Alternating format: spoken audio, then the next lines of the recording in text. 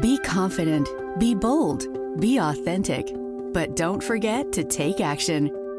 This is Ordinary to Badass, where our stories empower women to step into the spotlight of their own lives and pursue what they're truly passionate about. It's time to step into the arena and become more than just extraordinary. It's time to become a badass with your host, Marie Sonneman.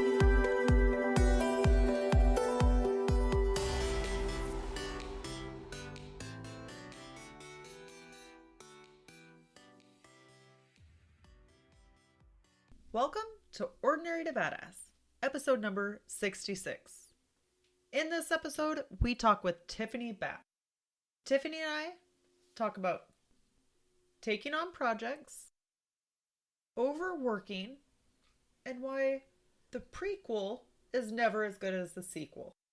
Stay tuned, because I know that you will not want to miss this episode. But before we get there, if you love this podcast, please take the time to go to iTunes and leave a 5-star review saying what you thought of this episode. It would mean so much to me. Then, of course, screenshot it and send it to me on Instagram at Ordinary to Badass. Now to the episode.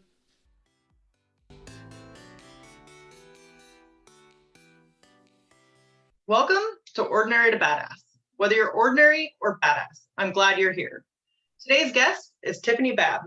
Tiffany, thank you so much for being here. Excited to have you on the show. Thanks for having me here. So first off, before we go any further, I've got to ask you, do you consider yourself ordinary or badass? Pretty much almost absolutely a badass. I love it. When do you feel the most badass? I guess when I am looking back at what I have been doing, or I think when I'm looking forward, I'm often like a little lost and it's like, well, what's going to happen next year? Who knows? You feel like you're kind of winging it. But when you're looking back and you kind of look at, wow, I've done this in the last 3 months. 5 years ago, me would have only dreamed about it. That's when I feel the most badass. So when you're looking forward, how do you not let fear stop you from doing badass things? I think fear is a tricky thing, right? Because it shows up in a lot of different ways. Sometimes it's, oh my gosh, I can't do it. Sometimes it's protecting you, right? Sometimes it's like, oh, maybe I shouldn't take on these extra 3-4 projects because, I'm only a human being. So I think it's important to listen to your instincts, but it's also important to push yourself. And like, the only way to figure out what the balance is to try and fail. And so you push yourself and you push yourself. And sometimes it doesn't work, but that's not the end of the world, As long as you're alive, you still have other things you can do, right? So I think just never being afraid to take that next step. Is there anything that you say to yourself or tell yourself when you do feel fear or you're worried about taking the next step? Gosh, I think I don't have, like, personally, my personality, I do get afraid of things, but once I have my mind set on something, it's pretty much set. So I feel like that's not something I struggle with as much, unless it is just generalized, like every time you start something, you're like, well, what am I doing? And then I think at that point, you just have to remind yourself that you've done it before and you felt just as hopeless before, 2 weeks ago when you were doing pretty much the same thing and you managed it. And so you'll probably manage it this time. Yeah. So I think of you like a powerhouse, like you kick butt and you get a massive amount of stuff done. Do you think that it gets easier to do the hard things the more that you challenge yourself to do hard things? I think it is kind of a habit, right? Like any habit anything you do 100 times, it's easier. Like I write poetry, and so every year I probably submit like 100 poetry packets for publication, and it's a lot of rejections. But like once you hit your like 80th rejection or something of the year, it doesn't suck anymore because it's just part of the everyday life. So I think that's a big way of overcoming that fear of failure, is just building it into your system and respecting it as part of the process instead of being so afraid of it. I love that. I've never heard anybody say to respect fear, so I think that's powerful. So, Tiffany, can you tell us a little bit about yourself? Yeah, so I do write poetry, as I just said, but mainly I'm a cultural critic. So I write essays and reviews, mostly about comics, but I'm starting to write about television and film and books as well. I think for me, the big picture aspect of it is that I'm interested in engaging with the world on a deeper level. So it's not necessarily, it doesn't necessarily have to be a book. Sometimes it's just um, thinking deeper about the moment and drawing connections between things that seem disparate. That's the kind of stuff that really excites me. So, can you give us an example of something that you draw a connection between? Yeah. So my, I mean, all-time obsession, I love Shakespeare, but something that I've been thinking a lot about is Shakespeare an adaptation? Because the Shakespeare that we're reading now is not the Shakespeare of his time, because our language has changed, our culture's changed. So what we're reading is pretty much a completely new text for us. So I've been thinking a lot about like modern adaptations of old things. Like we have a new Emma film that came out after the Jane Austen stuff, but also like we had Clueless, which was also a modernization of Emma, and just kind of drawing our attention, because I feel like we often let old things seem kind of rigid and can't be changed, but everything's changing already. So like we can take a Superman comic and tell a Shakespeare story with it. I mean, that's what Lion King is, right? Explain that. Lion King is Hamlet. So it's the story of Hamlet, ghost father is murdered, ghost of the father comes back, talks to Hamlet. Hamlet needs to like usurp the throne. Obviously, Lion King does not have the same tragic ending as Hamlet does, but it's the same basis. And that's like where they got the plot. And there's so much that I feel like we leave on the sidelines when we could be not necessarily like revamping it with lions, but like we can look at things and realize that our current perspective is bringing something new to this really old thing that we're reading, and that's valuable. How did you get into this or get started becoming a critic or a cultural critic? Gosh, so I think I was always kind of obsessed with cultural criticism as a kid, but I didn't think it was something you could do. It sounded like something that, people used to do and like nobody really respects anymore, which some people would argue is still true. But I think around in college, it's very similar to like academic writing, but except for the fact that you're writing to a regular audience as opposed to a lot of scholars. So I was writing a lot of papers in college, and I was like, hey, I can start doing this outside of school and not necessarily only for my professors to read. And so I went and got my MA in American Studies, and that's when I moved to New York. And then afterwards, I got my MFA, which kind of helped me with the creative writing portion. And just, it is something that I'm interested in, even though it's kind of not my priority, because like, I think for a cultural critic, everything is useful. Like you see these amazing pieces written about, Bloomsbury has this series called Object Lessons, and there are these little books, and there's this entire like essay about dust. And it's a full book about dust, and it's from all of these different like metaphysical perspectives, philosophical.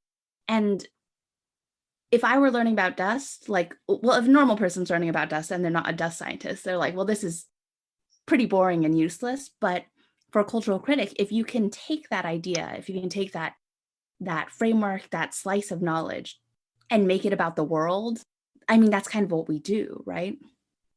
So how do you analyze media critically, and why? How do I do it? I think it's the first thing that one has to do is be very aware. Like you want to, I take that back. C.S. Lewis always says to surrender, right? He has this great book called An Experiment in Criticism, where he says like, you cannot judge a work of art until you experience it. And you can only experience it if you're completely open-minded. You can't come in thinking, oh, this is going to be terrible. Can't wait to tear it apart, because you might miss it, because that attitude keeps you from engaging. So I think the first thing is to experience the work of art. And what a lot of critics do is they go in, they have their first watch of the movie or whatever, and they're moved to tears, they weep, and then they come back and then they take out their pen and they start writing during the second one. And I think everyone does it differently because everyone pays attention to different things. And like even I do it differently depending on what the piece is. Certain pieces I'm looking at it through a queer lens. So I'm thinking about how does this fit into the history of queer popular culture? And some of them I'm like, well, I'm really interested in the use of lighting in this one scene. Like one of those things is very technical, one of them is historical and cultural. So for me, it's about looking at the work of art and then seeing what comes to mind, like what interests me the most. And if it's not boring, if it's not the same thing that interests everyone the most, then just digging deeper. So what do you do to stay curious? Stay curious. Gosh, I constantly consume. I've watched like probably over 100 movies this year. I read novels, I read comics, I read poetry, I read essays. I think it's different for different people because I meet writers who, when they're writing, they can't consume new things because then they'll get distracted. But for me, I feel like a lot of my energy comes from reading stuff, whether it's really, really amazing or really, really terrible. It's just that, I mean, for me, I guess that's a big part of the process of how I connect things because I see so many things and then you can start to see patterns. Yeah, it always blows me away how you connect different things.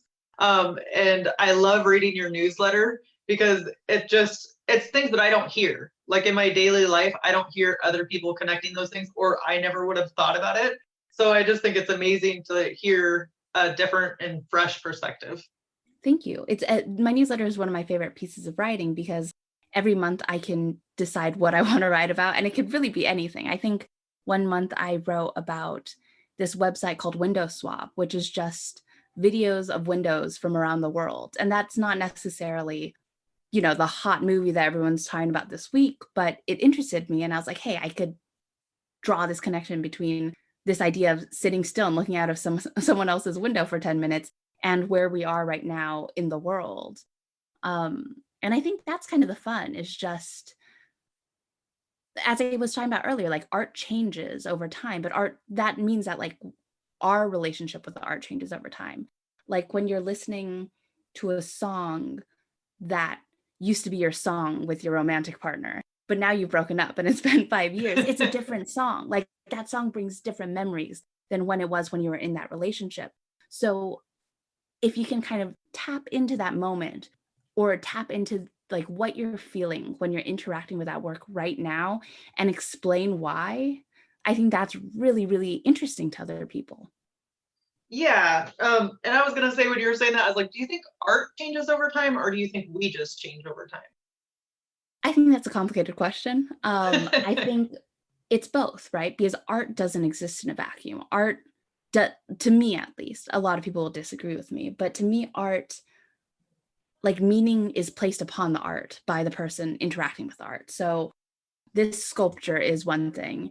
And then when I see the sculpture or when someone else sees the sculpture, it's another thing. And that changes if I know the history of the sculpture. If I'm a scholar of this artist, that changes things. But that doesn't mean someone off the street who's never seen this sculpture or this artist in their life can't look at it and have an experience that's totally valid and makes sense. To me, it's all about interpretation. But then again, that's my business, right? My business is interpretation. And so Right. I'm like, that's the most important part. So if there's a woman out there that wants to become a cultural critic but doesn't really know where to start, what would you recommend? I think the big thing, and this is useful advice for all writers, is just read a lot. Not just you definitely want to keep up to date with other cultural critics and what they're doing, because art is a conversation. And if you sound like a writer from the 1920s because that's all you read, like people are going to think you're outdated, and it's because you are. But the other thing is just, you also have to read widely, because if you only read cultural criticism, you're just going to sound like everyone else. Like you should also be, like for me, I read art magazines, but I read comics we've talked about. I Like I watch kids movies, I watch horror movies, I watch art house movies. I think like like it's interesting to see other perspectives. I really one of my new hobbies is reading career books for careers that are not mine. So I'm reading this book called Navigating the Art World for like early career artists. And like I mean I do art, but I'm not like that's not my career. I'm not going to go and become like a famous gallery painter. But reading about how these artists who want to do that build their careers is interesting to me because there are parallels. Like there are a lot of things that are the same everywhere. You know, everyone's talking about you need to have social media presence, how to build your mailing list or whatever. But then there are things that are so far away, like this is how you should light your canvas for a good photograph, which is still interesting because now I know how artists who photograph their art for magazines do it. And that makes me a better cultural critic because I understand the craft more. Right, right. So I think that sounding like everyone else is something that people struggle with. Like it's so easy to try to blend in or try to fit in with what everybody else is doing so then you don't make a mistake. Is the way you combat that kind of just by being interested in so many different things and keeping yourself well rounded, or how do you combat that? I think that's the way that I combat it. I don't know if that's the right fix for everyone because everyone else has a different experience. I think I think that is something that a lot of early career writers and artists deal with because you're like when you've only written two things, like your voice isn't there yet. Like it's great. Those two pieces could be great, but like a voice kind of emerges after a long body of work. So like once you've written 50 things or 100 things, then you can start to understand it. But I feel like it's something that happens in learning any skill, but we hold it at such like a higher standard when it comes to the arts. It's like, oh, you don't have your voice. And it's like, well, yeah, I've only been doing this for a month. Like who has a voice after a month? It's something that develops like any skill. Right. Yeah. Yeah, because you have to grow confidence in it. You know, you have to kind of Exactly. get comfortable in your own skin and grow confidence. So yeah, great point. Let's pivot and talk a little bit about your wins. Can you share with us something that you're most proud of accomplishing? Gosh, most proud of accomplishing. I think this is going to sound like I don't know if this is the answer that is most useful, but I think most proud of accomplishing for me is just doing what I do on an everyday basis. Whether like that doesn't mean I don't write full time. I'm a freelance writer and I write part time, but I churn out like a good deal of work every year, especially like now over the last couple years. And the fact that I can look back at the last month of my writing and say, wow, that is a lot of stuff. And a lot of it is good, or a lot of it is, at least decent, right? That's something that I wouldn't have been able to do 5 years ago because so much of it comes from discipline and habits. And like that stuff grows over years. Like it's hard to sit down and write several hours a day every day when you're just starting out. But when you start out and you do it for 15 minutes a day, then like 6 years later, like you're able to do it. Yeah, and I think that people, like, we all tend to look at other people who are accomplished and be like, oh, that's just them. They just have it. They just have a knack. Like it just comes easy for them. But I think that you're right. I think that it's kind of over time you learn how to either dedicate more time to it, or it's not such a chore. Like it just becomes more natural to you. Yes. And also like, I guess for me with the whole, like they have a knack idea is like, some people definitely do have a knack. Like some people are naturally gifted, beautiful writers. I think I started out as a decent writer and I have gotten to be good over time. I don't think I'm not a genius. I'm not, I don't know if I don't think I have a gift. I think it's just that I just sit down and I put the hours in. And some people can succeed without that, but I can only work with the skills that I have. And these are the skills that I have. Right. So what did it take to get to that point, to get to the point where you're able to put in that much work? I think one part is just recognizing that that's like you have to want it, of course, but it's also recognizing that 90 that the work is boring. Like I love my work. I love writing. I love cultural criticism. I love analysis. But writing can be miserable. Sometimes you sit down, every piece that you start is from a blank page. And just because you've done it 100 times doesn't mean you know how to do it this time, because this is a completely new thing, right? So you're starting from square one. And once you've done it for a long time, you just trust the process more. I think at the beginning, there's so much more doubt because you haven't done it 100 times. But as time goes on, like the doubt is still there and it's still miserable. But you know that like if you sit down and put the 10 hours in, most likely at the end of the 10 hours, sometimes it doesn't happen though. Because like I recently, just a couple months ago, and this was mortifying to me, is I got the yips. Like I was like, I don't know how to write this piece. This is terrible. And I think this has only happened to me one other time in my life when I was in grad school and I turned in this god awful paper. But I was putting maybe triple the amount of time that I'd normally put into a project. And it was bad. And I sent it to the editor and he was like, this needs a lot of work before we can publish this. And I was like, I know. And it was so mortifying. But to be honest, once that was over and once I like set a new deadline and figured out how I was going to revise that, it was so freeing because I'm like, that's the worst thing that can happen. And it sucked. But you know what? It was over. Like it hasn't destroyed that relationship with the editor, I don't think. And sometimes that happens. Like writing is it's a creative like skill, even though I'm very of the aspect of it's also craft and it's also kind of just something that you sit down and you work at. But sometimes it doesn't come. Like, Right. and now that I've hit that point, I'm like, well, there's that.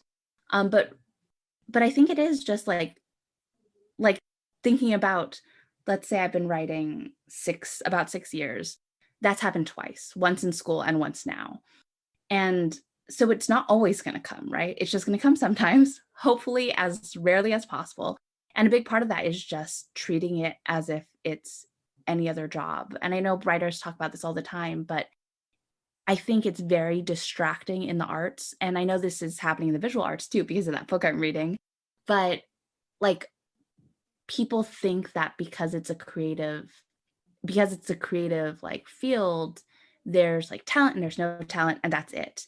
But there's this great quote that I read from also a book about art school years ago that was saying that the writer was graduation day from writing school, and the president of the school had come out and he told all the students that only 2% of them would have careers as artists.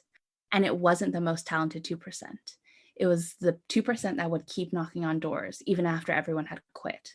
And I think that story stuck with me a lot because I'm not the most talented 2%. Like maybe someday I will be. I don't know if I will. I have no idea how I will develop as a writer over time.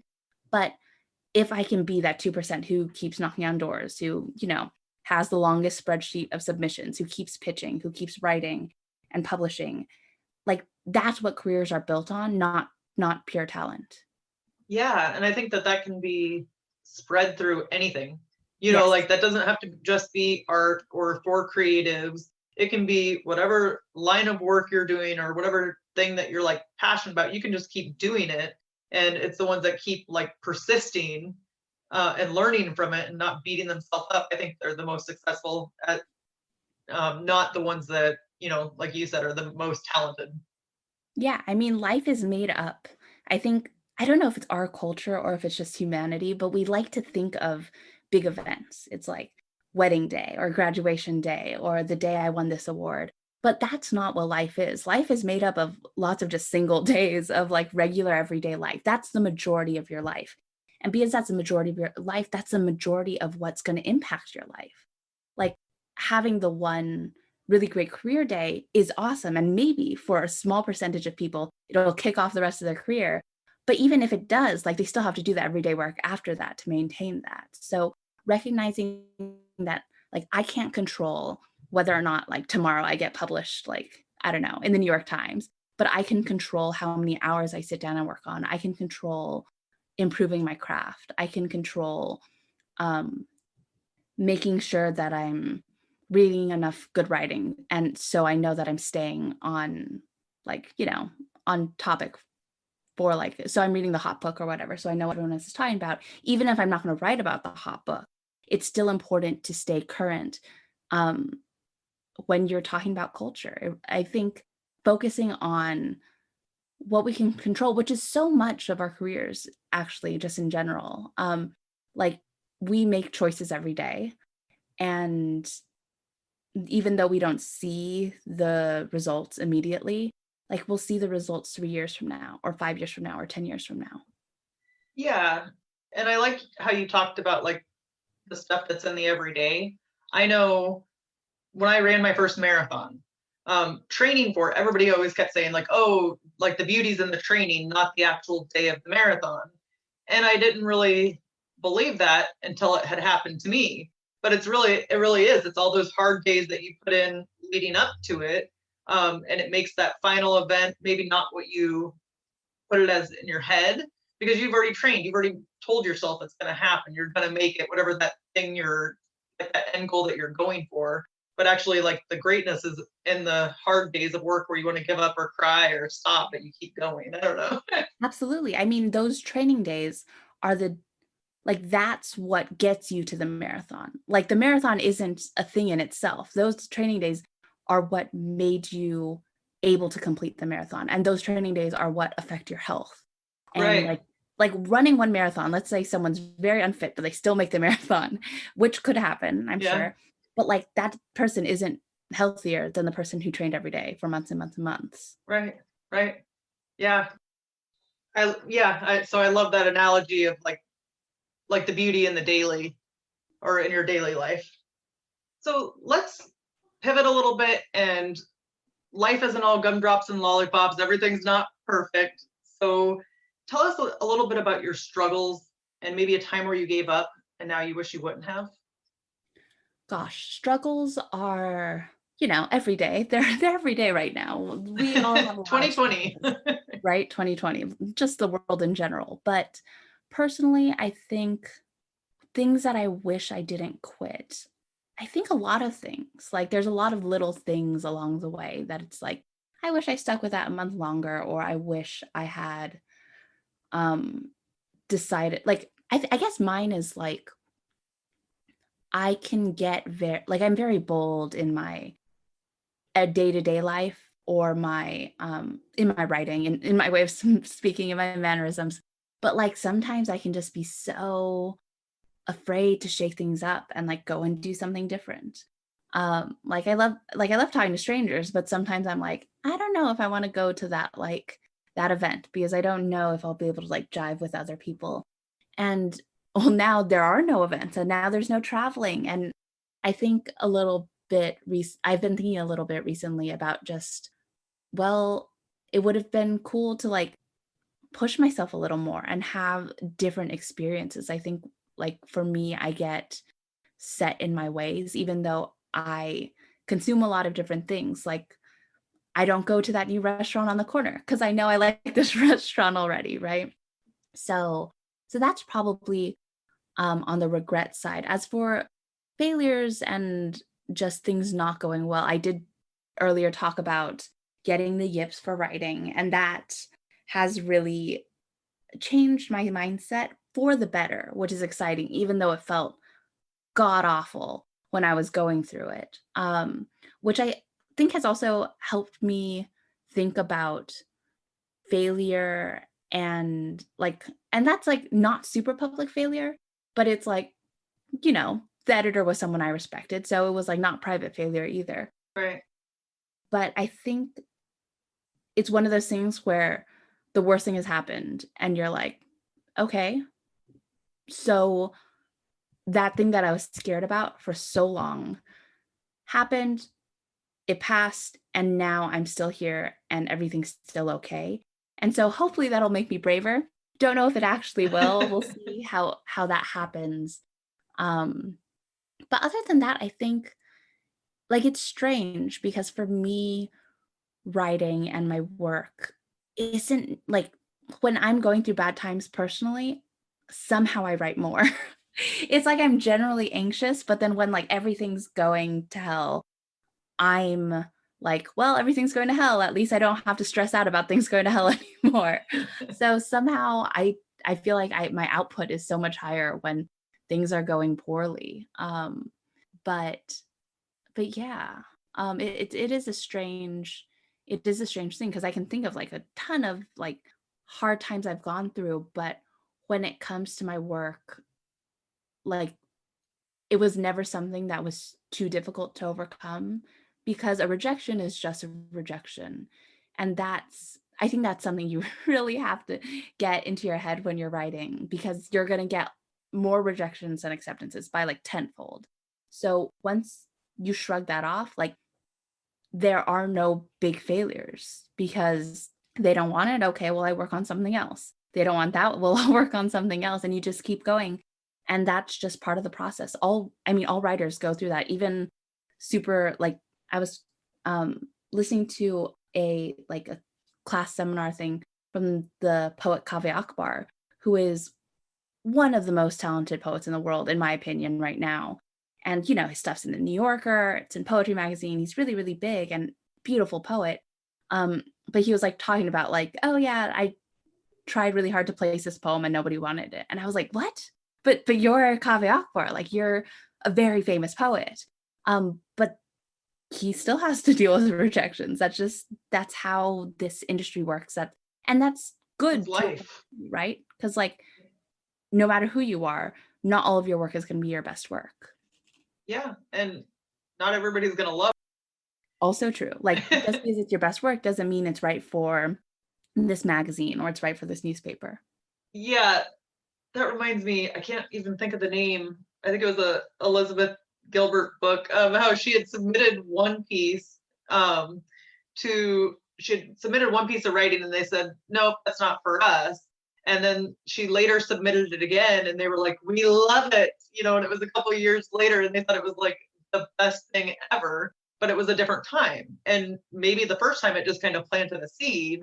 And the second time when she submitted it, although they didn't remember it was her or that she had submitted it to them before, like they completely like loved the idea. So I thought that was That's amazing. funny. Yeah. And it's a perfect encapsulation of what I was saying earlier about art changes meaning over time. Like it sounds kind of silly to say this, but I'm guessing the piece is amazing, right? But like the piece could have been more powerful 2 years later, right? Depending on the state of the world, depending on what was happening in that editor's life. Yeah. The example I always like to use is there was that one year where there were 2 volcano movies coming out in the same year. This stuff happens all the time. It'll be like, wow, 2 movies about Thomas Jefferson from different studios happen to come out in 2009 or whatever. Right. And even though the second one might be better, people always like the first one more because the second one's filled with stuff that they had just seen earlier this year, right? And it's not necessarily like art is such a conversation, and it's not necessarily who has the best thing. It's what hits the moment, what hits the people at the right time, what's the right word. And so much of that is out of the artist's control. Like the one thing that you can do is make sure your work is the best to your abilities and like hope like once it's out there, it has a life of its own. Yeah. Yeah. And I think it's funny, this is a little bit different, but you talked about like the one that comes out first is always the most popular. But I also think that about like sequels. Usually people like the first one better than they like the sequel. And I don't know if that's because it came out first or how do you top that? That's funny because I write a lot about seriality. Seriality is one of my best, like one of my great loves in life. And I'm fascinated by television, and monthly comics do something similar. And a lot of that, in my opinion, comes from people have expectations for the second book. The first book, you can be taken by surprise and you're like, oh, this is so good. I can't believe this is so good. But like for the second one, you've been waiting for 2 years. And so every day your little expectations get higher and higher. And it's really hard for any book to like meet up to those expectations. And like it's complicated because you have to continue the story, right? You're not creating a new world. And minds have decided, well, I think this character is really like this, or I think this character is like this. And that might not match to what the author thinks the character is. Right. Yeah. I mean, I think it's so interesting how sequels they just seem hard. Yeah, absolutely. So let's talk a little bit about your mindset. Tell us about your mindset and how it has led to your badassery. I think my mindset, we talked a little about determination earlier, and that's the big one, is just for me knowing, or not knowing that I will, but knowing that if I will get up one extra day, like the day after I thought I would give up, I get up that extra day and I do it. That so my mother, years ago, she was a door-to-door encyclopedia salesperson back, back when we bought encyclopedias. And the way she became successful is she knocked on two more doors than everyone else. Like that's just how it goes, right? Like you change the odds by either spending more time or submitting more or writing more. You can only affect the odds that way. You can't affect the other stuff. So for me, knowing that it's a marathon, knowing that like not everything has to be done now. This is all actually something else that my mother taught me, which was I was panicking a couple years ago about this book that I was working on, which I ended up like discarding as a project. But someone had read it and given me the notes. They were like, well, you haven't written about gender and your dad dying, and you haven't written about being a mixed person, like a person of color, and you haven't written about being bisexual. And I was like, oh wow, like I've left all this stuff out, and like this is supposed to be a book, right? Where's all this stuff? And my mother like turned to me and she was like, you're gonna write other books. Like it's ridiculous to think that like all of your personality, all of your things can fit into a book about, like it was a book of weather poetry. Like these were poems about the rain and stuff. Mm-hmm. And I laughed because it's true. Like I think we often think of like, well, there's that artist's masterpiece. And it's like, yeah, sure, that could be the artist's best book. But the artist was a person who had a full life outside of it. And that might not have been their favorite thing that they did. Like maybe they enjoyed painting landscapes in their free time. Like no work of art can encapsulate everything. And so that's given me a lot less pressure on each thing I do, because it's like once you have a decent body of work out, you're not thinking, well, everyone's going to judge me because of this one piece anymore, right? Right. And that it makes a really big shift.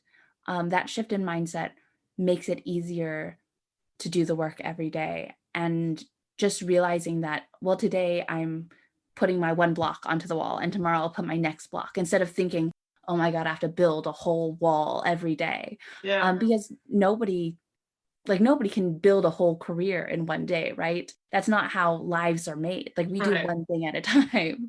Unfortunately, people can't do, 8 things at a time. I wish I could. That would be very helpful, but you have to concentrate on the thing in front of you.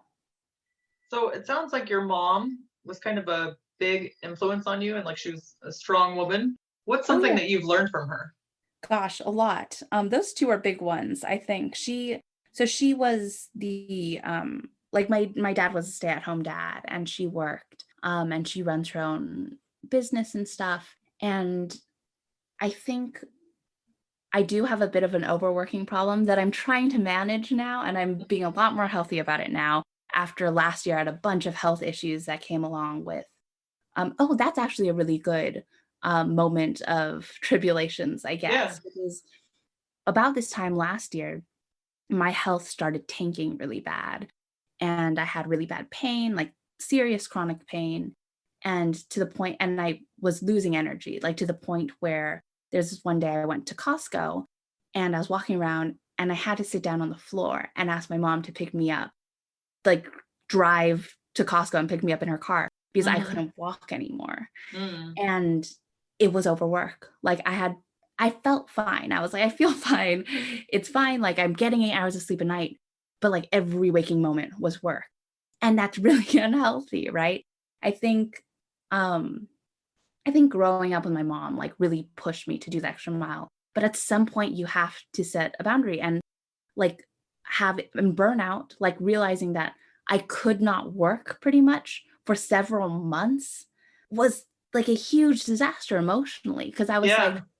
I can't, like, there were days when the only waking hour or two that I had would be to eat a meal and then go back to sleep. Like, that's how bad it got. And it's not efficient. Like, we're just doing numbers, like beyond mental health and like quality of life. Like, that it's not worth it. Like, if you can take some time off every day and take your weekends off, because back then I wasn't taking weekends off, um, you can get more done. That's just, I mean, it's what I was talking about, the 1 brick a day. Like, laying 10 bricks a day could be cool, but if for the next 10 days, if for the next 12 days you can't lay any bricks, like what are you doing? You're just being inefficient with your time. So I think my mom taught me to work hard, although now I'm making it sound like it was a disaster, but it is a plus. Like, it is a plus to a point, and then it's a problem. So Right. I think the lesson here is to push yourself, but also realize that you're a human being that exists outside of your work, which is something that I didn't know for a long time. I think for me, because my work is so important to me, um, I think it was really hard for me to understand that I had value as a human being outside of writing. How do you stop yourself from pushing yourself too hard now? I have systems. I do, and sometimes they fail because sometimes I don't adhere to them. So like, I take weekends off now. Sometimes I cheat, but I do try to take the entire weekend off. Um, and I do creative stuff on the weekends. Like, I do a weekly diary comic and stuff, but nothing with the deadline, no critical writing, no analysis, nothing like that. I take evenings off now. Like, once I clock out, I'm mostly clocked out. Sometimes I cheat, and that's not good, but that's pretty much a rule. I also have, and I think this is a really good one because this has really helped me. I have a set of questions that I ask myself before I take on any project. And that has saved my butt so many times. Like, the questions are, the first one is this project taking me closer to where I want to be in 5 years?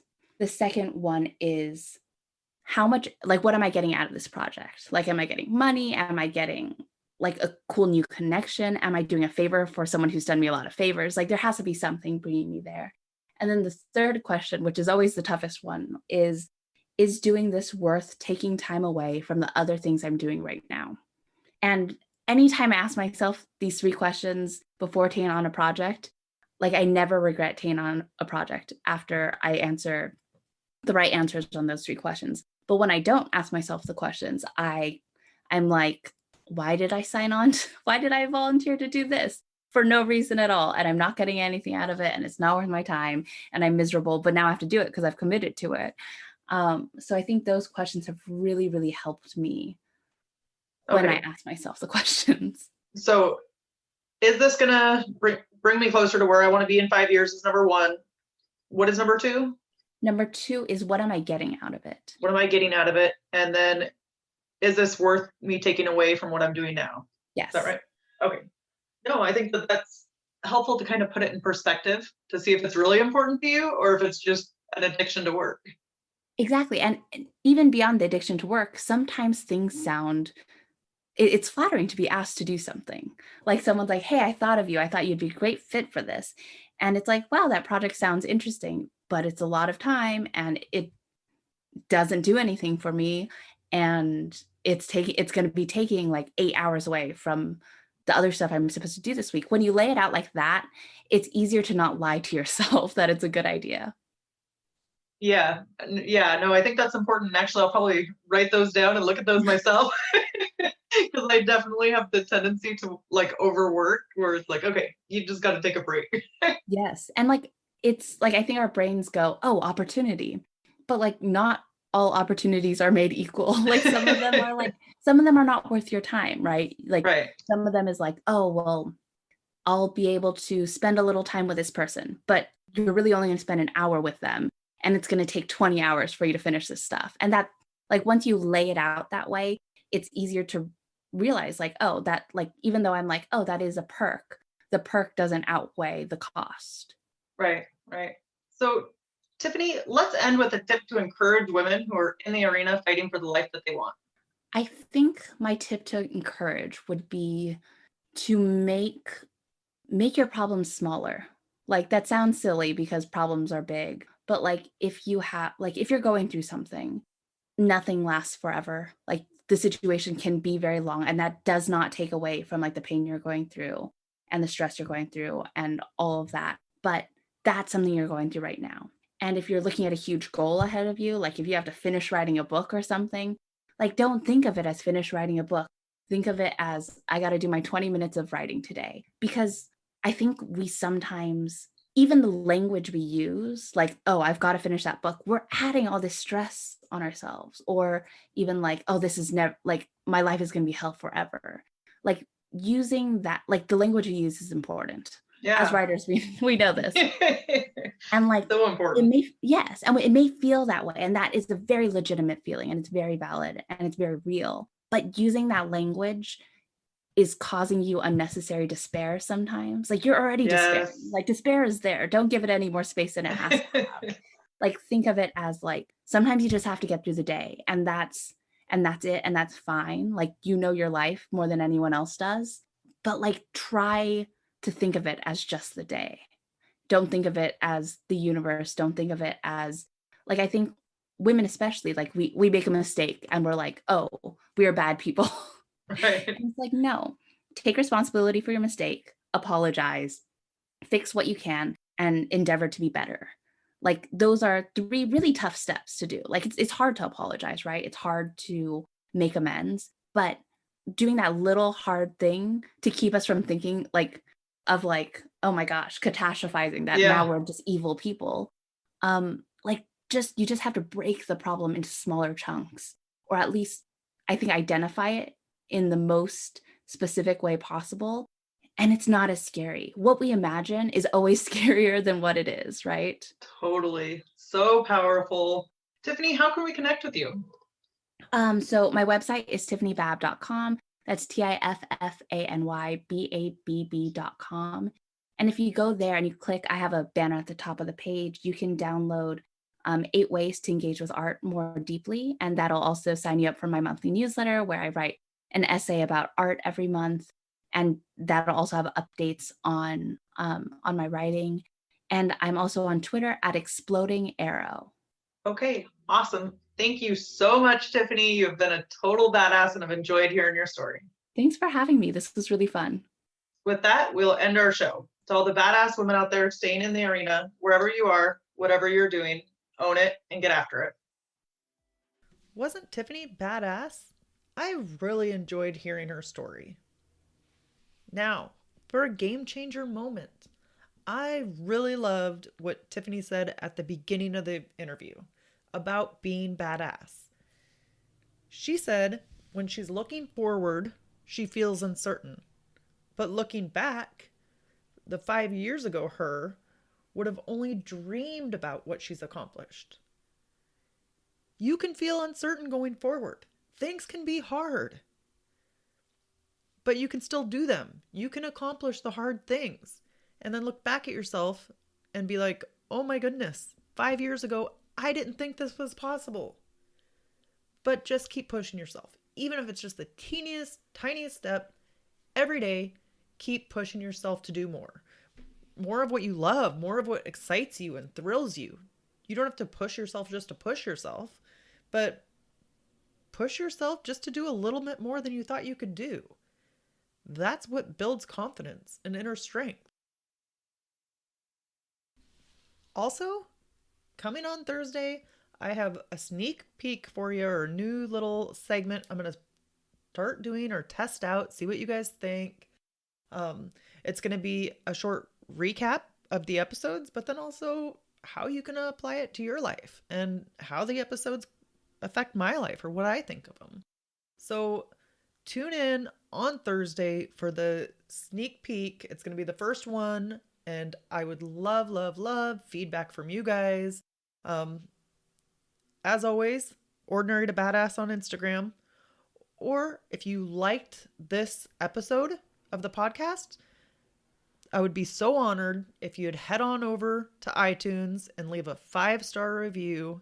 And then, of course, screenshot it and send it to me at Ordinary to Badass on Instagram so that I can say thank you.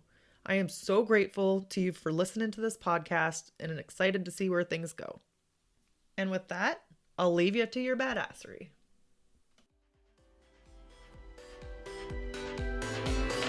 Now that you've listened to this episode of Ordinary to Badass, we want to hear from you.